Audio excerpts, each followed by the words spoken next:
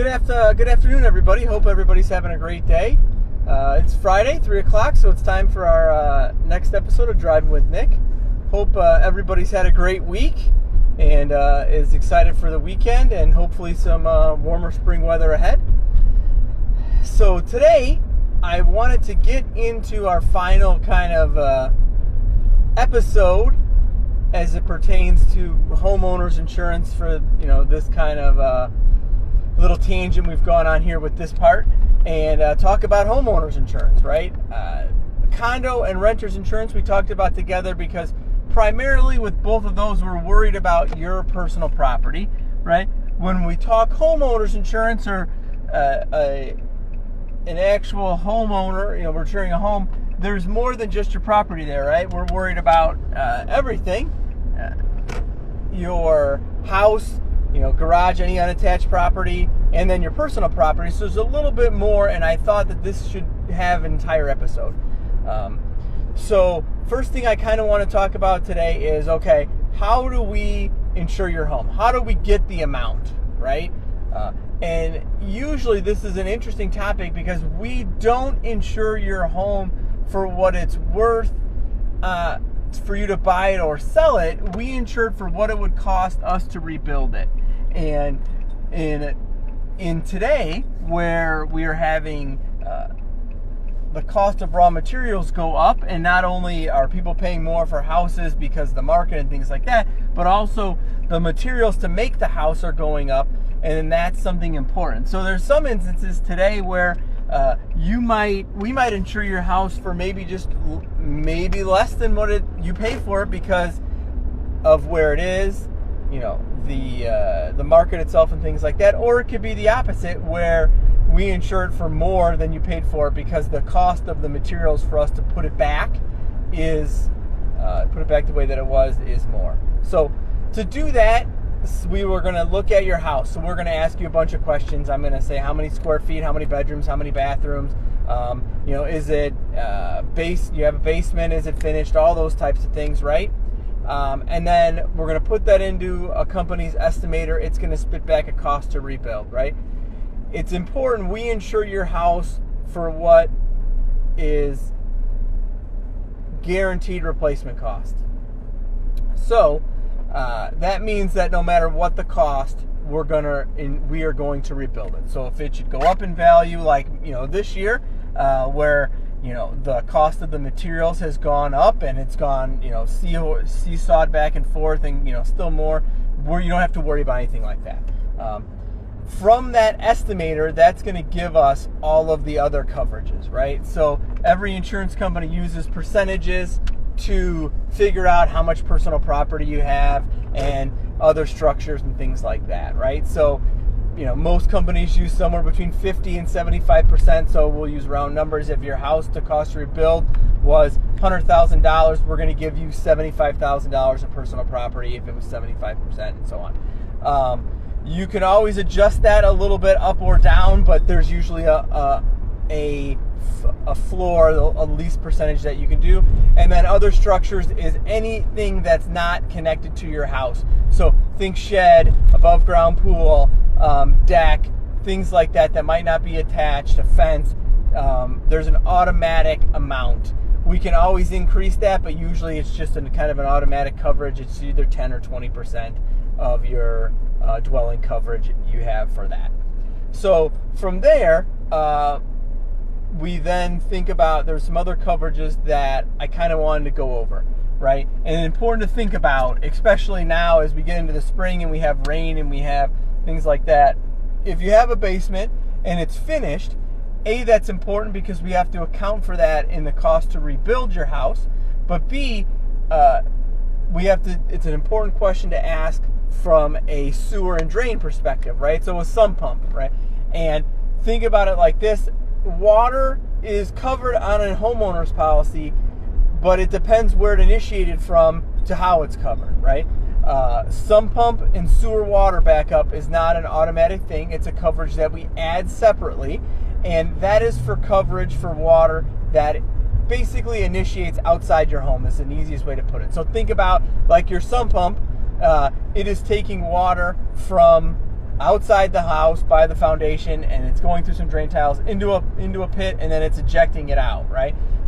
Where your water, right, that water's inside your house, right? So we think about water from your bathtub or a bathroom or something like that. If something should happen with those pipes, that is completely different. That we don't have to worry about. So it's just, hey, we have a finished basement. We want to account for that. That is really important, right? Do we have any other property that we should worry about? So as we would talk about that other structures, right? Most people have an attached garage now, but let's say you have an outbuilding, or you have a barn, or you have something else, or a pool and a huge deck or something like that. We want to account for that, because if you have a barn or an outbuilding or something like that, right, and we're giving you $25,000 worth of other structures, and that building's going to cost us $100,000 or more to rebuild, we want to account for that, right? So that's important to talk about, and for me and for you to kind of have a lay of the land, so that we could say, hey, we should worry about that, hey, we should worry about this, or hey, this is what this would cost, such and such and such and such. Also, to think about your personal property. Obviously, the amount for most people will be more than enough, but do you have any other property that we should insure?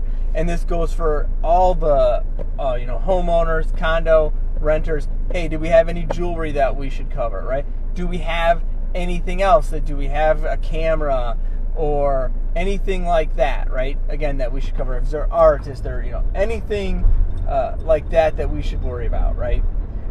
The other thing that I kind of wanted to touch on is, do you need flood insurance, right? Completely separate than homeowners insurance, but if you live in a flood zone, that's something we should talk about. Usually if you're getting a loan and you're going through a home buying process with a bank, they're going to tell you that. If it's something that you're worried about, we can always look it up. That flood insurance is done through FEMA, and there are maps and things that tell us what flood zones that you're in, and based on the letter and the number, it will kind of give us, okay, what's the likelihood of flooding. Usually if it's any zone that starts with an A bank is going to want you to have flood insurance, right? And that is a completely another topic, but something that you should think about if you're looking at a house, and that's something that's going to come up, because it's obviously another added cost that you should be thinking about. The other thing is, Airbnb. If you should have a home that you're going to rent out a room for Airbnb, or you're going to rent out a portion of it for Airbnb, that is something that we can add. That is important. That sometimes is not automatically covered on a normal homeowners insurance policy. So something that we should dive into and chat about a little bit. That's something you're thinking about if you got an extra room or a guest house or something like that on your property, right? It's also too, as you kind of the last thing for this, every year as we renew and things like that, if you do things to your house, if you make improvements or you upgrade something, it's always a good idea. It's for once a year when we chat to kind of say that.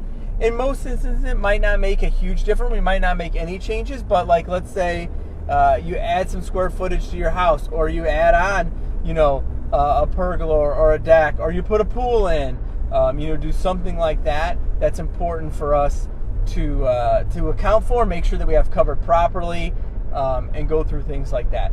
Last thing is, in this instance, with so much stuff and with all the things, kind of the last thing, God forbid something should happen from a claim perspective, some stuff that I would think about, right? Everybody always asks me, should I have keep receipts, and should I have this, and should I have...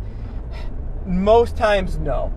Meaning that if it is something that is normal, right, that everybody has. So example, if TVs and things like that, right? And we are not, and nobody's ever going to bat an eye with an adjuster and say, hey, I had a 50-inch, Vizio or Picket, whatever TV. That is pretty standard. That's pretty common, right?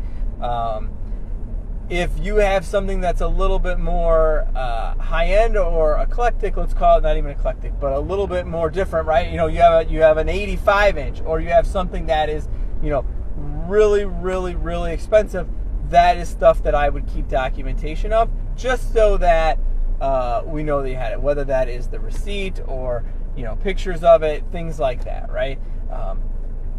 If you have any questions on that, or you're worried about, hey, should I keep some sort of inventory, I have things that we can touch base and I can give you to kind of have a basic idea of what you have is great, but you know, it's not a must. But things that are a little bit more obscure that you might be more worried about, yes, but if anything else is relatively normal, I would not worry in one bit. So I thank everybody else for listening today. I hope everybody has a great weekend. And again, if you have any questions, comments, or anything like that, please don't hesitate to reach out, DM me, give me a call, and I look forward to hearing from you. Have a great weekend. Thanks.